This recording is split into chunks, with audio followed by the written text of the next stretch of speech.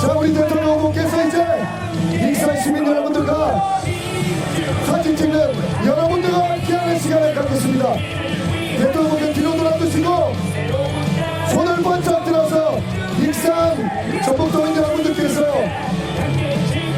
사진을 찍겠습니다. 뒤로 돌아주시고 손을 번쩍 들어주십시오. 여러분 함께 외치겠습니다.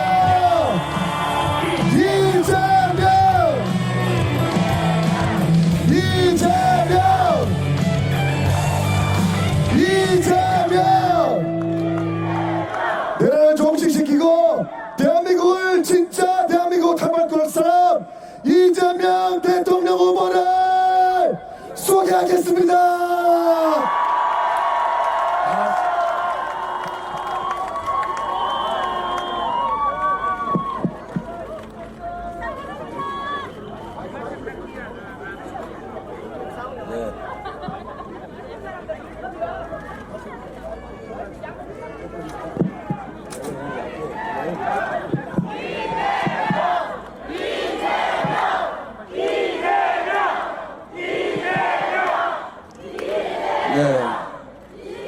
익산 시민 여러분 반갑습니다. 이재명입니다. 이 사회자가 자기는 좋은 마이크 쓰고 나한테는 별로 안 좋은 거거든요. 별로 안 좋아요. 네, 우리 익산 시민 여러분, 이 아침 대바람에 이렇게 많이 나오셔서 진심으로 감사드립니다. 고맙습니다. 어제는 저 전남 쪽을 제가 인사드리러 갔었는데 하필이면 비가 그렇게 내려가지고 장대비가 내리는 바람에 정말 많은 분들이 고생하셨어요. 그런데 제가 참으로 감격스럽고 죄송한 것은 그 장대비를 우산도 못 쓰고 그대로 쫄딱 맞으면서 안경을 빗물로 훔치면서 이렇게 지켜보고 계신 분들을 보니까 참으로 가슴이 짜릿했습니다. 오죽하면 그랬을까, 얼마나 간절하고 절박할까, 그런 생각이 들었습니다. 이 아침에 이렇게 많은 분들이 함께 해주신 것도 결국은 지금 이 어려움, 위기를 이겨내고 희망 있는 새로운 나라, 새로운 세상을 만들려는 그 간절함 때문 아니겠습니까? 그 간절함을 제가 잊지 않겠습니다. 그리고 자주 말씀드린 것처럼 정치라고 하는 것이 정치인들이 모여서 쑥닥쑥닥 하는 것 같긴 하지만 사실은 정치는 국민이 직접 하는 것 아니겠습니까? 우리가 어려움을 겪고 위기를 겪을 때마다 이거 왜 자꾸 마이크 스프레이 이러지? 네. 자, 우리가 이거 괜찮아요? 네. 우리가 어려움을 겪거나 위기를 겪을 때마다 이거 또 바뀌었는데 괜찮아요? 네, 이 정도 괜찮겠습니다. 네, 우리가 어려움을 겪고 위기를 겪을 때마다 그 위기를 이겨내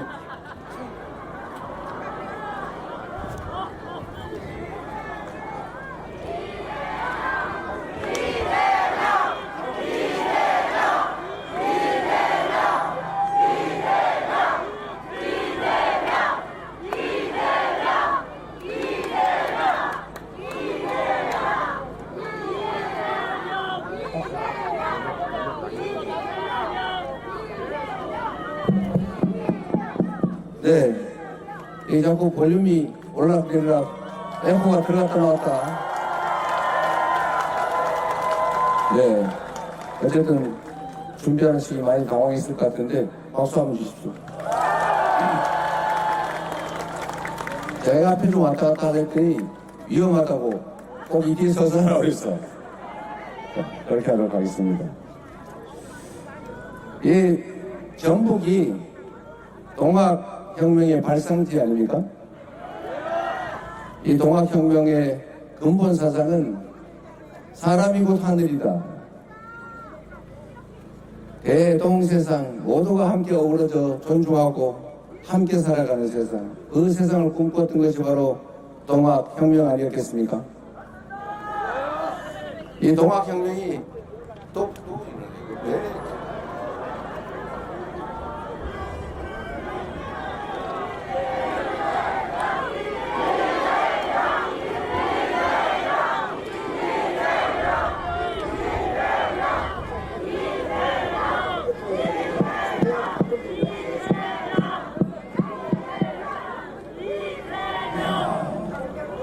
네. 이게 자꾸 시스템이 불안정해서 자꾸 꺼졌다 켜졌다 그러는 것 같습니다. 예, 얘기를 하다 보니까 자꾸 꺼졌는데 뭔 얘기했는지 다 잊어버려. 네. 다시 처음부터 다시 리셋해가지고.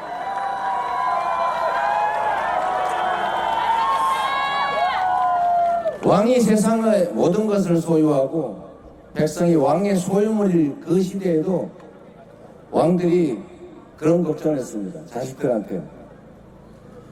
백성은 물과 같고 임금은 배와 같아서 배를 띄우기도 하지만 배를 뒤집기도 한다.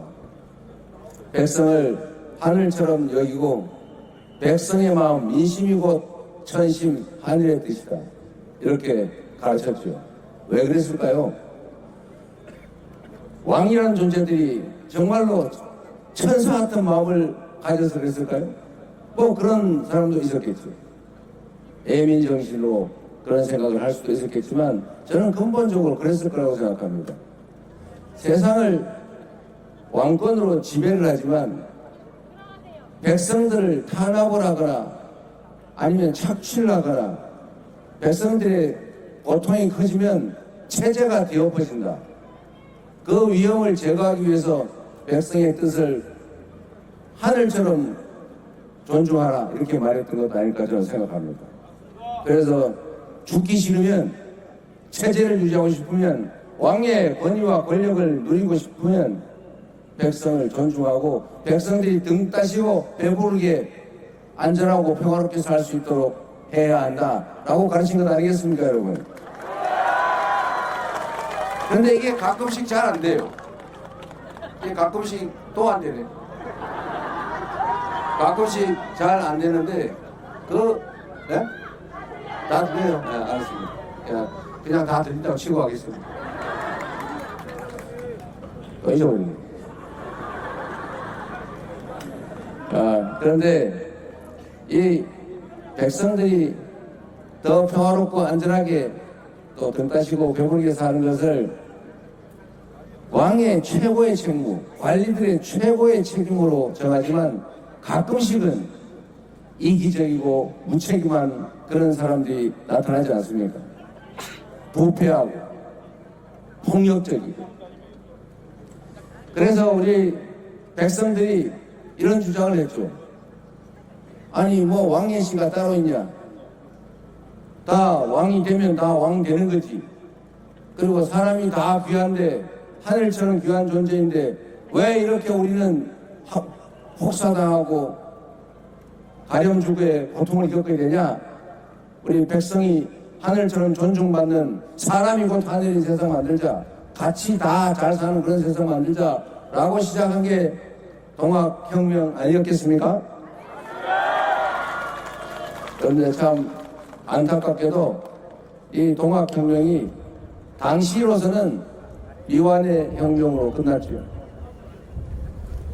일본군, 반군, 연합군에게 결국은 우금치고기에서 전멸당했습니다.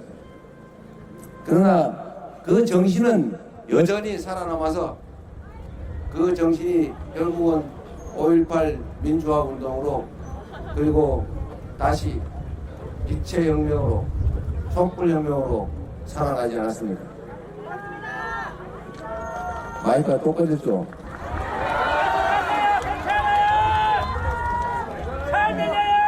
네. 그런데 그 동학혁명의 정신이 결국은 지금 12월 3일 그 내란의 밤에 윤석열 일당이 저지른 비상경 친위 군사 쿠데타를 제압했습니다. 역사 속에 사라져간 동학혁명군들의 영혼이 오늘날 다시 우리 대한민국을 구했다. 맞습니까, 여러분?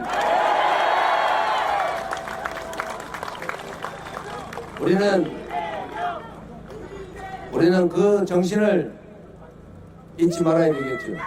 앞으로 6월 3일을 거쳐서 우리가 해야 될 일도, 우리가 나아갈 길도 사람이 하늘처럼 존중받는, 모든 사람이 공평하게 주권자로 인정되는, 국가의 모든 역량이 오로지 국민들의 더 나은 삶을 위해서만 사용되는 진정한 민주공화국으로 나아가야 되겠습니다.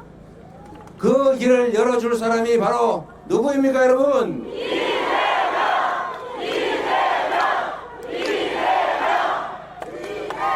감사합니다. 그런데 그 길을 열어가는 사람은 이재명이 아니라 바로 여러분입니다. 여러분이 이재명이라는 도구를 사용해서 여러분이 원하는 세상을 만들어가는 것이죠.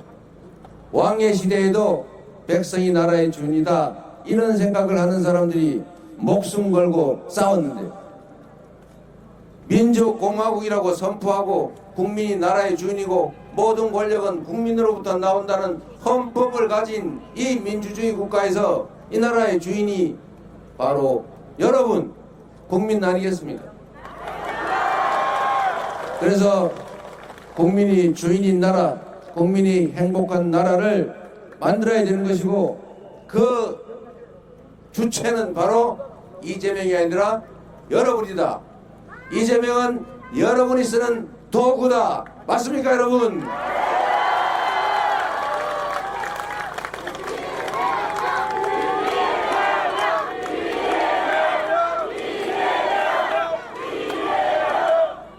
충분히 그리고 치열하게 철저하게 준비했습니다. 성남시를 똑같은 조건에서 전혀 다른 도시로 바꾼 것처럼 경기도를 똑같은 공무원, 똑같은 조건에서 전국에서 가장 인정받는 경기도로 만든 것처럼 맨날 편갈라 싸우고 당원 의사와 관계없이 계파 정치에 찢어지고 갈라지고 보수 언론에 놀림감이 되던 그 민주당, 이제는 당원이 중심이 돼서 국민을 중심에 둔 진정한 민주정당으로, 수권정당으로 총선에서 압승한 이기는 정당으로 다시 만든 것처럼 대한민국도 확실하게 새로운 나라로 만들어내겠습니다.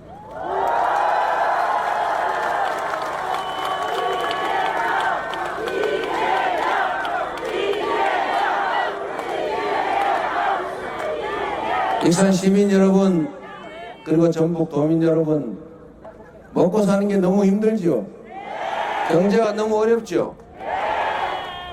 대한민국이 사실 산업화와 민주화를 동시에 이룬 전 세계 유일의 국가인데, 그 역시도 우리 국민들의 위대한 저력이 발휘된 것이라고 믿습니다. 그런데 우리가 한때 자원도 부족하고 인력도 부족하고 교육과 기술 수준도 낮을 때 가진 자원이 부족해서 성장 전략으로 소위 몰빵 전략을 했습니다. 특정 지역 수도권에, 특정 기업 재벌에게 모든 자원을 몰아줬죠. 그러다 보니 성장은 했는데 불균형 성장 정책의 결과로 집중 현상이 발생한 것입니다. 한때는 그게 매우 유용했죠. 그러나 이제는 서울의 아파트 한 평 값이 3억 원을 할 만큼 이 집중에 따른 폐해가 너무 큽니다. 지방은 소멸해가고 수도권은 과민해서 미어 터지고 있습니다. 지금 상태로 수도권 집중이 계속되면 이 나라는 지속적으로 성장 발전하는 게 불가능해집니다. 이제 다시 우리의 역량도, 자원도, 기술도, 국민의 의식 수준도 높아졌으니 이제 다시 원칙대로 균형 발전 전략을 취해야 됩니다.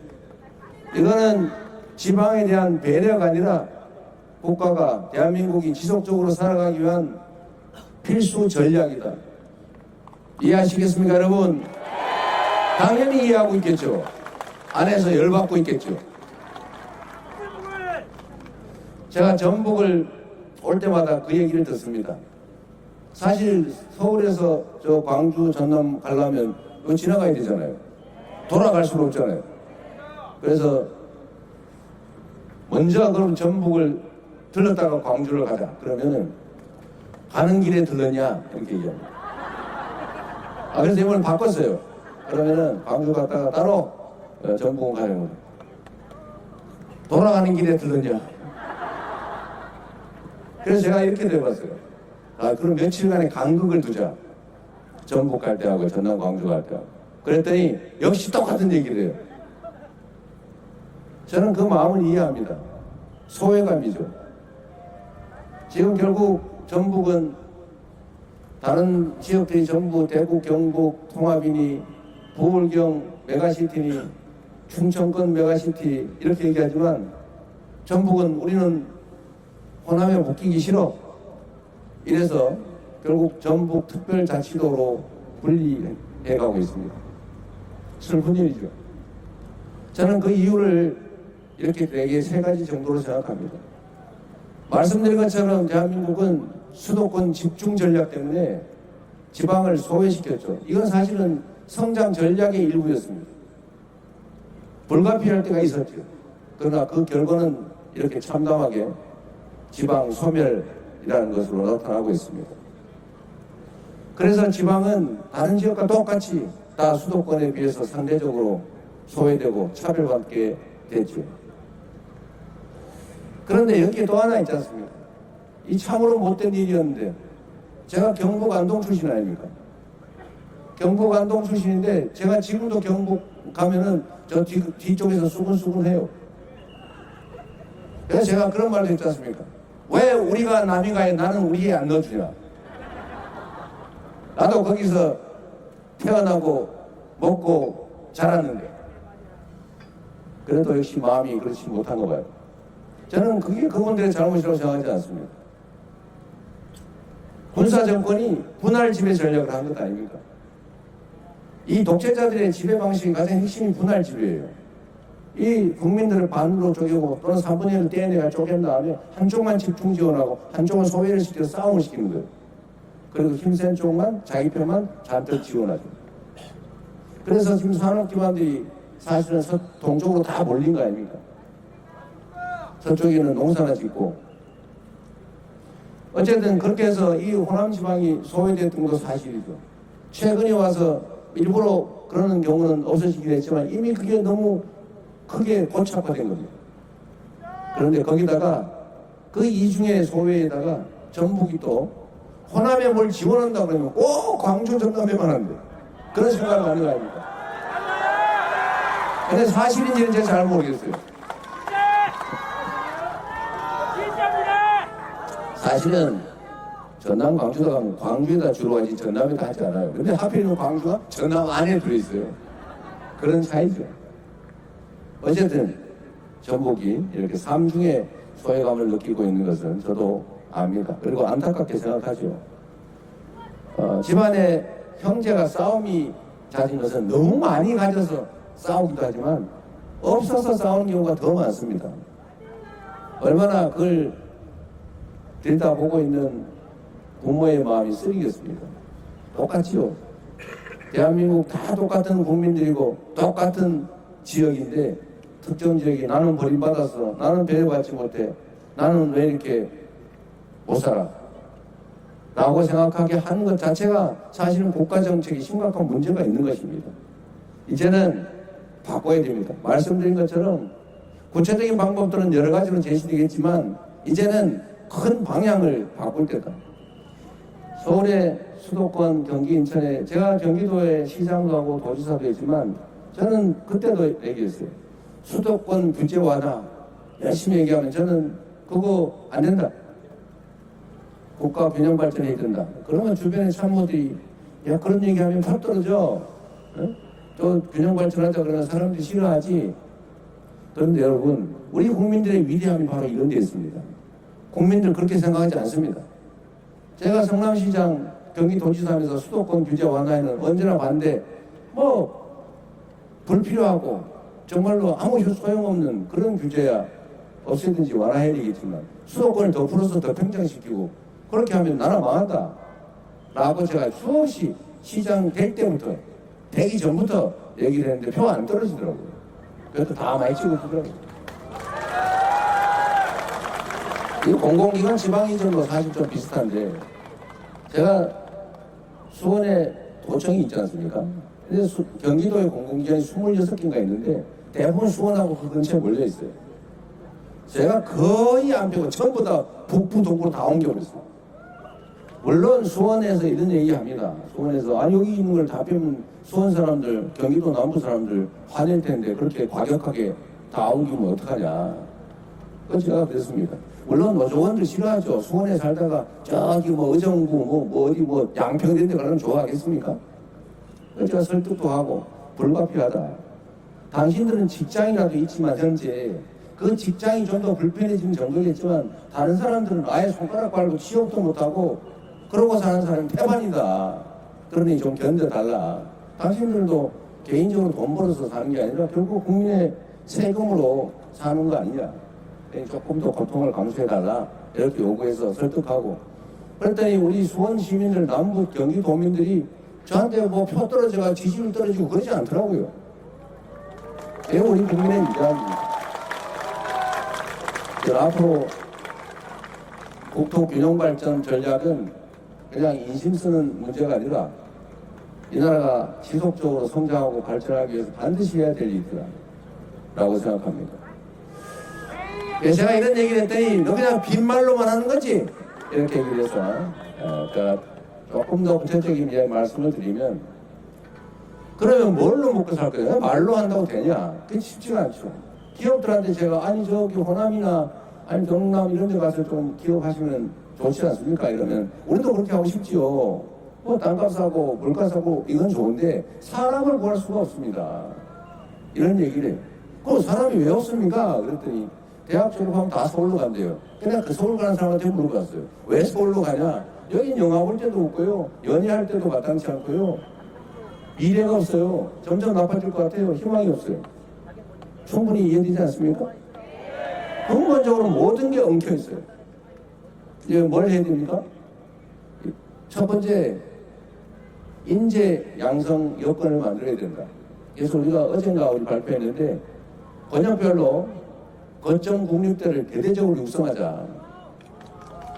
제가 이거 사실 참 심각한 문제인데 정치라고 하는 게 억강부약해야 되는 것 아닙니까? 특별한 희생을 치르는 지역이나 사람에게는 상응하는 특별한 보상을 해서 균형을 맞춰줘야 되는 것 맞죠? 그런데 이 나라는 이상해요. 서울대는 전북대보다 학생 1인당 지원 예산이 2~3배가 많아요. 왜? 왜 그래야 되는데? 1인당 예산이 서울대는 한 5~6천 되면 여기는 한 2천, 200~300 정도? 왜 그러냐 도대체. 그래서 이거를 일단 균형을 맞추는데 그걸 뺏어서 하긴 좀 어렵고 뺏으면 또 난리 나잖아요. 지방인 거점 대학이라는 지원을 대폭 늘려서 여기서 연구하고 공부하고 할 수 있게 하는 게 첫 번째다. 그래서 서울대 10개 만들기 이런 얘기를 하고 두 번째로 먹고 살 수 있어야 될 것 아닙니까? 기업만 달라하나 온다고 되겠어요. 그런다고 아무 기업이나 가라고 막 한다고 가겠어요. 저는 가끔씩 그 대통령 되신 분들이 재벌 회장들 만나가지고 투자 약정서 쓰고 막 사진 찍고 하는 거 보고 제가 그때 연락하고 그랬어요. 저는 뭐하러 하나? 기업이란 돈이 되면 부모가 하지 말래도 하고요. 기업은 돈이 안 되면 할배가 아들이 며느리 마누라가 죄송합니다. 부인이 와서 남편이 와서 빌어도 절대 안 해요. 그게 기업이죠. 기업을 할 수 있게 만들어야 되겠죠. 그래서 그 지역의 특성에 맞는 기업들이 활동할 수 있는 여건을 만들자. 그러니까 첫 번째 방법이 이 서남해안은 재생에너지의 보고죠. 앞으로 이 무한한 바람, 태양 지금 해가 떴는데 이 에너지를 사용하지 않으면 국제사회에서 살아갈 수가 없습니다. 전 세계에서 이제는 기후위기 때문에 탈탄소 시대, 탄소 제로 시대를 향해서 갑니다. 화석 연료로 생산한 제품은 절대 안 산다. 이걸 뭐라 그래요? R200이라는데 모르는 분 있었죠. R200은 뭐랬더니 I will be back 하고 있는 것 같아요. 너 발음이 비슷해요? R200 절대 안 되죠. 하여튼 이 전 세계가 이제 R200이 표준이 돼서 재생에너지가 없으면 수출 활동을 할 수가 없어요. 그런데 대한민국은 재생에너지 비율이 다른 나라는 최하 30%에서 70%까지 되는데 우리는 9%입니다. 아직까지. 삼성전자 혼자 쓰려도 부족하대요. 그래서 어떤 일이 벌어지냐, 재생에너지가 없으니까 재생에너지가 많은 데를 찾아서 해외로 생산기지들이, 즉 공장들이 옮아가고 있습니다. 이 3년 동안 이 정권이 뭘 했냐, 수사가 전문이라서 태양광 관련 업체 비리 찾는다고 마구 수사하는 말 다 도망가 버렸어요. 안심하지 않습니까? 3년 뒤떨어졌지만 여하튼 이제는 재생에너지 사회로 전환을 해야 되고, 재생에너지 산업을 집중 지원을 하면 일자리도 생기고 관련 산업도 생기고 수출도 하고 그러는 거죠. 풍력, 태양광 많이 해야 돼요. 근데 이게 전남, 전북, 충남 이 라인, 이 서남 해안이 경남 재생에너지의 보고입니다. 바람도 좋고 햇볕도 좋고 또 해안까지 엄청 해가지고 그 비어있는 공간들이 너무 많아요. 마치 사람 폐포처럼 여기에 재생에너지 산업을 집중 육성을 하면 됩니다. 그리고 재생에너지를 생산해가지고 내가 에너지 고속도로라고 표현했더니 제가 아무 데서나 재생에너지를 생산할 수 있게 도로를 조밀하게 송배전망을 촘촘하게 깔아줘야 된다는 의미로 고속도로를 했더니 그럼 다 서울로 보내는 고속도로 가는 거야? 이런 오해를 하시는데 그건 아닙니다. 표현이 그렇다는 거죠. 생산지 가격과 수요지, 원거리 수요지의 상품 가격이 같아요? 달라요? 어떤 게 정상입니까? 다른 게 정상이죠. 전북에서 열심히 배추 키워가지고 서울 가가지고 하면 수송비 들고 하니까 당연히 소비지 가격이 더 높겠죠? 그런데 아닌 게 하나 있어요. 희한하게. 그게 뭐냐? 전기료입니다. 누가 맞췄어요? 상품 드릴 수는 없고. 전기요금이 이 송전 비용이 엄청나게 드는데 전기를 생산하는 지역하고 소비지 가격이 똑같아요. 이러면 안 되겠죠? 전기 생산하는데 석탄 발전소 만들고 뭐 원자력 발전소 만들어서 위험하거나 아니면 환경오염되는 데서 사는 사람이 내는 요금이나 저기 멀리서 쓰는 에너지나 가격이 똑같고 이러면 안 되겠죠? 가격이 차등을 줘야 된다. 이게 진짜 시장주의죠. 그러면 전북, 전남 이런 지역에서 생산되는 재생에너지를 싸게, 아주 싸게 공급하고 여기다가 더해서 지방으로 가면 어려우니까 세제 혜택도 대규모로 주고 또 인구 과밀 지역과 다르니까 규제 이런 것도 좀 대폭 완화하고 땅도 좀 싸게 주고 이렇게 하면 오지 말래도 기업들이 오지 않겠습니까? 그리고 또 한 가지 이 전북 그리고 익산 여기 좀 관심이 있을 만한 일인데 대한민국이 경쟁력을 가지는 요소가 몇 가지가 있어요. 그 몇 가지가 있는데 그 중에 하나가 저는 앞으로 문화라고 생각합니다. 문화, K-컬처, K-팝, K-드라마, K-푸드, K-미용, 뷰티 요새는 K-민주주의까지 이 문화가 전 세계에 엄청난 영향을 미칠 텐데 우리 김구 선생이 그런 말씀을 하셨잖아요. 내가 소망하는 바가 있다면 강력한 군사력으로 외국을 점령해서 식민지로 만드는 그런 걸 원치 않는다. 군사력은 나라를 지킬 정도면 된다. 그러나 강한 문화의 힘을 가지고 싶다. 문화는 누군가를 불행하게 하는 것이 아니라 누군가를 행복하게 하면서도 나도 행복한 일이니 이 문화가 강한 나라를 만드는 게 내 소원이다. 이렇게 말씀하셨어요. 훌륭한 말씀 아닙니까? 대한민국 국민들이 가진 문화적 역량이 엄청나요. 대단한 민족이죠. 전주, 익산, 전북, 호남, 이 예향 아닙니까? 문화의 고장. 이 문화를 산업으로 전환해야 돼요. 지금 일부가 성공하고 있죠. 넷플릭스의 상위권은 다 K-드라마죠. 폭삭 속았수다 보다가 나도 무지하게 울었는데요. 우리 아내 모르게 우느라고 고생했어요. 경상도 사람들 속에 남자가 울면 안 돼요. 이런 저도 이제 별로 동의하지 않지만 그래도 아내 앞에서 눈물 질질 흘리는 게 있어서 그냥 숨어서 말 닦았는데 이게 가장 한국적이면서도 그 온 세계 사람들한테 감흥을 주지 않습니다. 넷플릭스가 이 플랫폼이 우리나라 게 아니라서 별로 남는 돈이 우리가 별로 없어서 그렇지 이제 그런 것도 우리가 만들어야 되지 않겠어요? 그래서 이 문화를 산업으로 만들고 이걸 수출하고 전 세계 한류를 퍼뜨려야죠. 제가 보니까 시간 많으시죠? 외교 영역을 한번 살펴봤는데 우리가 해외 원조 사업으로 그러니까 ODA라고 그러죠. 해외 원조. 우리 원조를 받아 지금 원조를 합니다. 원조 예산이 1년에 6조 8천억이더라고요. 뭔 이유인지 몰라도 윤석열 정권이 왕창 올려놨더라고요.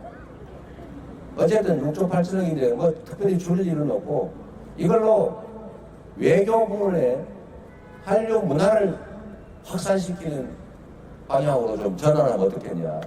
네? 그래서 또 보니까 외교 공간이 전 세계에서 인구 비중으로 따지면 제일 많아요. 뭔 외교 공간이 그렇게 많습니까? 그런데 외교 예산은 매우 적어요. 외교 인력도 매우 적어요. 그러니까 어디 외교 공간만 잔뜩 만들어 놓은 거예요. 관리만 하고 있는 거죠. 이런 것을 ODA 지원 사업과 맞물려서 한류를 알리는 그런 문화 거점으로, 한류 거점으로, 기업 활동 거점으로 만들면 좋지 않겠냐.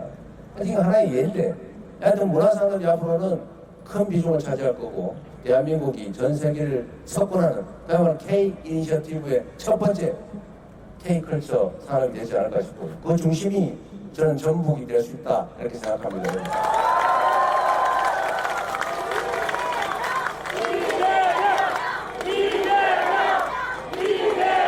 그리고 추상적인 그 문화산업을 넘어서서 전북이 국가식품 클러스터 특화 지역이죠. 네. 여기를 K푸드, 요새 여러분 그거 아시죠? 원래 김을 우리나라 말고 별로 안 먹었어요. 왜 이 풀따기를 바다에 나는 그 풀을 왜 먹어 도대체? 그런데 요새 김밥이 수출이 돼가지고 전 세계에서 한국 김에 대한 수요가 너무 폭증을 했습니다. 한국 김, 원래 일본이 조금 먹다가 이제 막 유럽까지 김을 좋아해가지고 김밥, 이렇게 맛있어서 김밥 수출이 폭증하고 있어요. 비빔밥, 옛날에는 그 비빔밥 우리나 먹었지 뭐 다른 사람 안 먹었잖아요. 한국 음식이 건강식으로는 세계 최고입니다, 여러분. 그럴 수밖에 없잖아요. 근데 이게 요즘은 포장 수출이 가능한 기술이 발전하잖아요. 전주 비빔밥 팔아야죠, 그죠? 전 세계를 상대로 전주 비빔밥 팔아야 될 거 아닙니까? 바로 이게 새로운 산업의 영역이죠. 여기 이 K-컬처, K-푸드 여기에 집중 투자를 해가지고 정부가 하나의 대표적 산업으로 키우는 게 우리의 계획입니다. 그래서 대한민국 산업의 축은 1번 당연히 AI 중심의 첨단 기술 산업으로 전환해야죠. 두 번째 재생에너지 중심 산업으로 전환하고 세 번째 K 이니셔티브 문화산업 여기에 집중해야 된다. 이 3대 산업이 가장 중요하다고 생각해요. 그 중심 중에 문화산업의 중심 전북 익산 여러분 축하드립니다.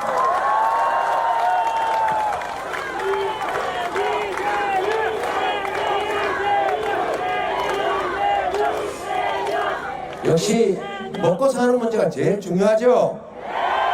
우리가 뭐 특별한 걸 바랍니까? 등 따시고 배부르고 아이들 건강하게 잘 키우고 노후 걱정 안 하면 되는 것 아닙니까? 그렇게 만드는 게 정치가 할 일인데 오히려 국민들이 정치 걱정을 하고 있어요.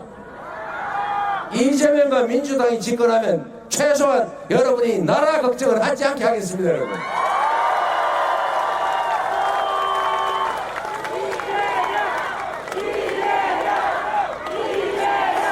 그리고 말씀드린 것처럼 우리 국민들은 위대한 역량을 가진 국민들이에요.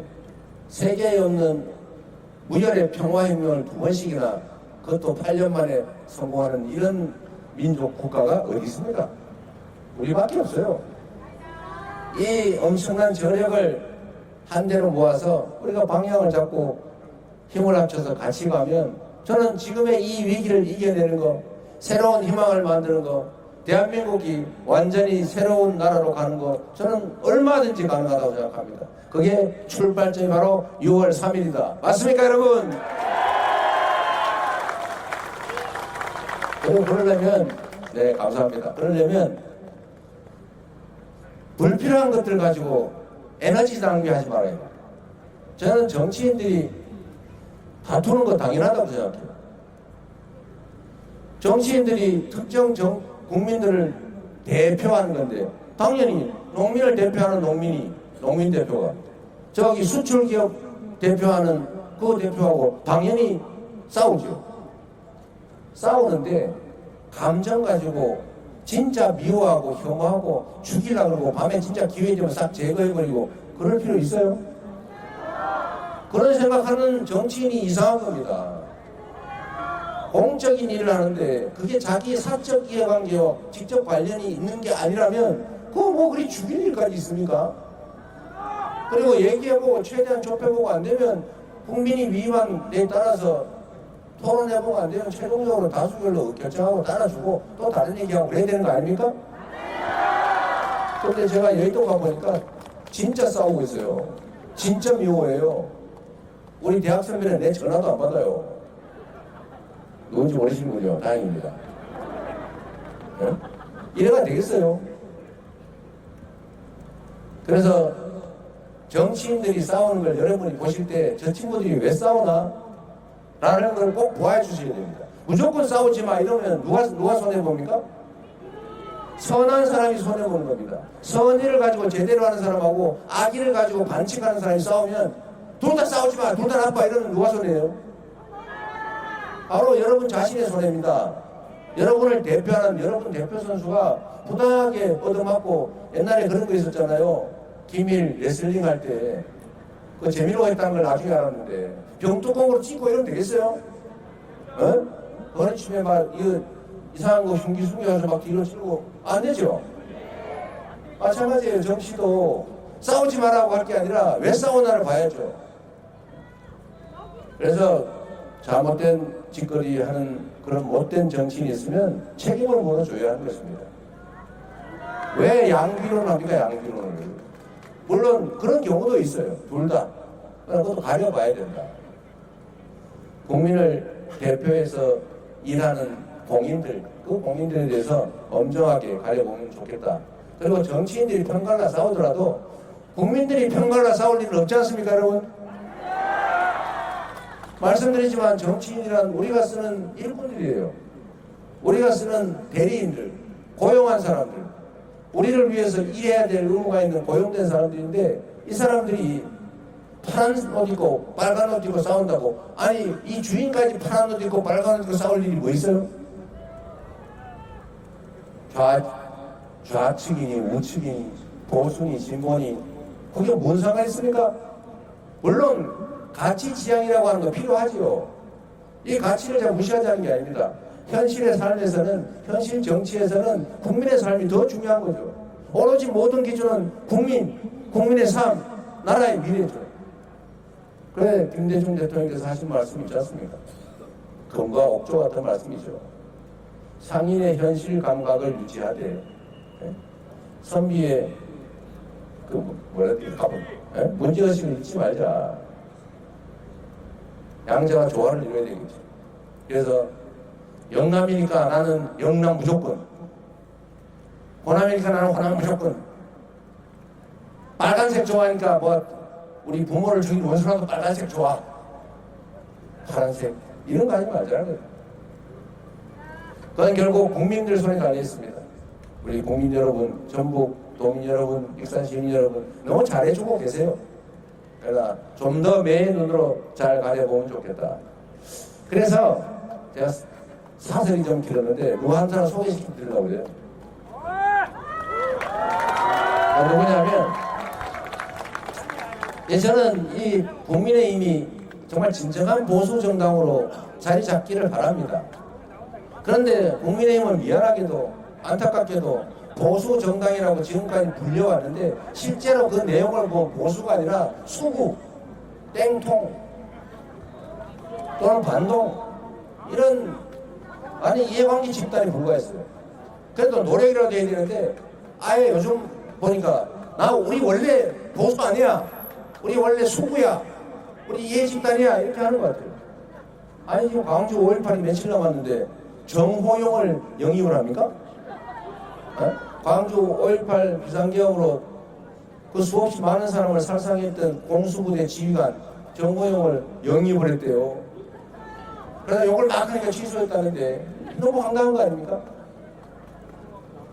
좌우의 화합도 중요하고 정말 보수 가짜 보수 정당 안에서 진짜 보수 활동해 보려고 노력하다가 사실상 쫓겨난 김상호 의원 어디 있어요? 네.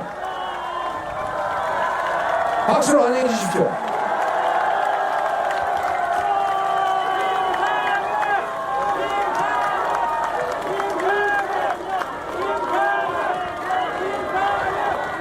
자, 이제 이분이 자신이 가진 보수의 진정한 가치, 합리적 보수의 정신을 우리 민주당 안에서 실현해 볼 수 있도록 우리가 함께 도와주면 좋겠습니다.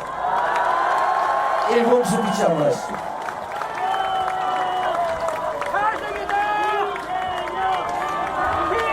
반갑습니다.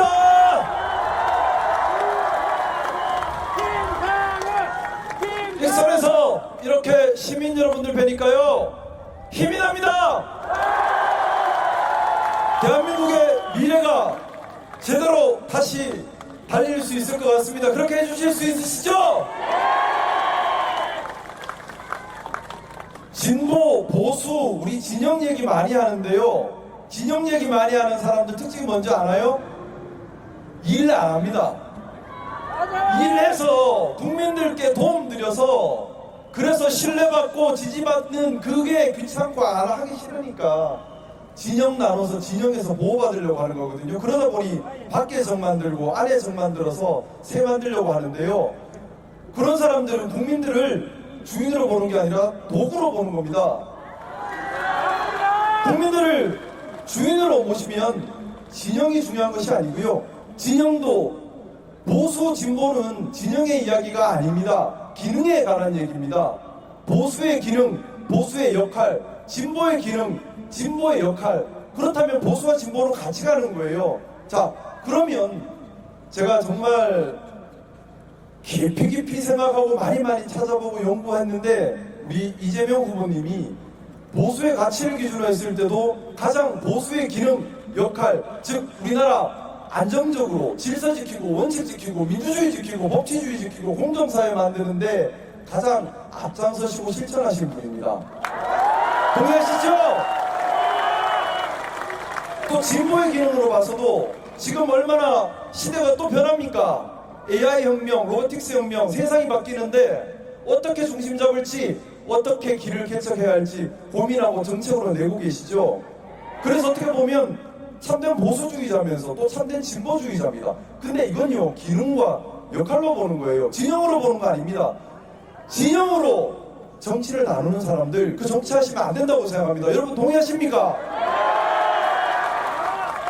대한민국이 보수, 진보 이렇게 진영 갈등이 아니라 정말 국민을 위한 국민이 주인이 되는 국민이 도구가 아니라 국민이 정말 주인이 되는 그런 나라 만들 대통령 누구라고 생각하십니까?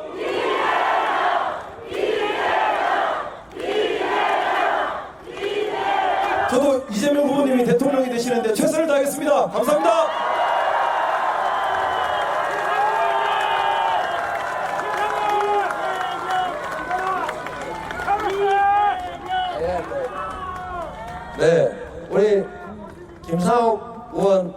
민주당에 오셔서 합리적인 보수의 가치를 잘 주장하고 실현해 가기를 격려하는 의미로 박수 한번 부탁드립니다.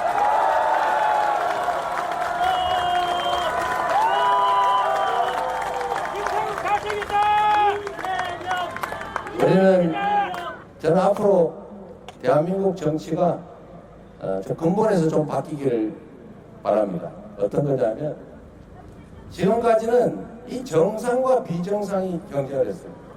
이 비정상,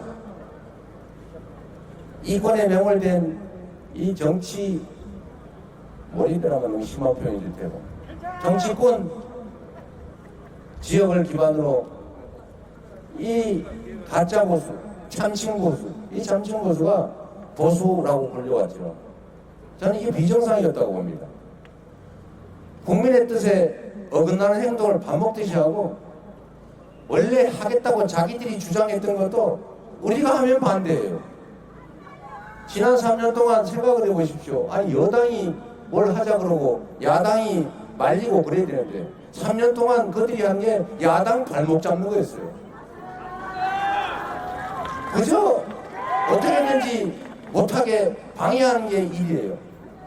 정치는 없는 길을 만들어서 새 길을 내는, 그게 정치 아닙니까? 그리고 어떤 길을 더 낫게 만들지를 끊임없이 고민해야 되는데, 반대로 남들이 뭘 하면 시기 질투해서 그런지 성과가 그쪽으로 갈까봐 그런지 무조건 반대예요. 나 이런 정당 보지를 못했어요. 그래서 이제 앞으로는 이 비정상적인 이해관계, 이 집단을 보수라고 부르고, 정상적이고 상식적인 정치 집단을 진보라고 부르는데, 이제는 제자리를 찾아서 이 비상식은 좀 비상식의 영역으로 밀어내고, 이 상식의 영역 안에서 진짜 합리적인 보수와 합리적인 진보가 경쟁하는 그런 정상적인 정치 체제를 만드는 거, 이게 우리가 해야 될 일이고, 그 출발도 역시 6월 3일이다 이렇게 생각합니다.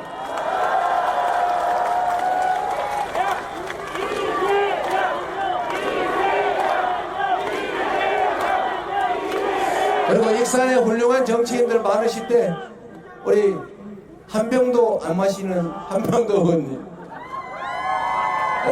이춘석 의원님도 계시고요. 제 비서실 아니고 후보실을 맡고 계십니다. 정동영 의장님도 오셨고, 이호택 의원님. 네. 여러분, 열심히 일하는 여러분의 도구, 충직한 일꾼들 박수 한번 부탁드립니다. 여러분, 희망 있는 세상을 우리 함께 손잡고 만들어 갑시다. 고맙습니다. 수고하셨습니다.